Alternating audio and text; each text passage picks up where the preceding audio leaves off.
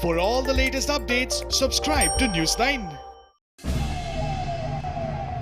Andhra Pradesh government has asked the investigation team to submit a report on Vijayawada fire accident within 48 hours.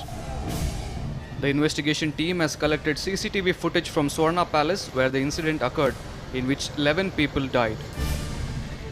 Police who are investigating the case said that 9 people died due to suffocation. Due to the huge smoke, the casualties we will find out. Yes, only suffocation. I think one person, that is first floor, I think she is woman. She died due to the flame, like that burning. Yes, exactly. But remaining 9 people, only their pandemic situation and huge smoke. This is the main reason, because of the huge smoke will be fulfill their lungs without air. That is the reason I think they are died. Health Minister Allakali Krishna Srinivas, after meeting with officials, said that there were 43 patients in COVID care center when the incident occurred.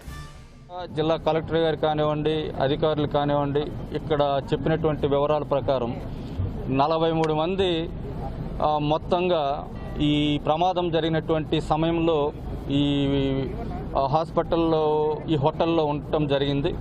ఆ 43 మందిలోనూ కూడా 30 మంది Covid patients ఉన్నారు అని చెప్పడం జరుగుతూ ఉంది.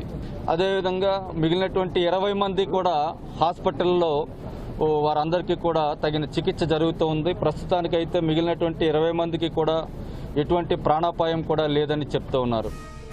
24 hotels in Vijayawada have been converted into COVID center to accommodate and treat COVID-19 patients. Officials are checking fire and other safety measures at these hotels to avoid such incidents in future. The officials have warned hospitals that any violation of safety norms will be treated as a serious offence. Fire personnel also said that casualties due to fire could have been more if fire station was not nearby. The SOS came in at 5:09 am. The first engine and firemen were there at 5:13 am.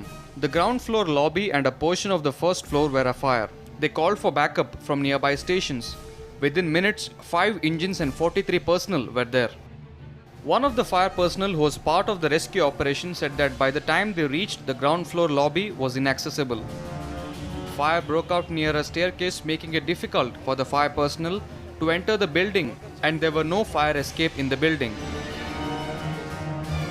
All 43 firemen who were part of the rescue operation have been sent to 14-day quarantine.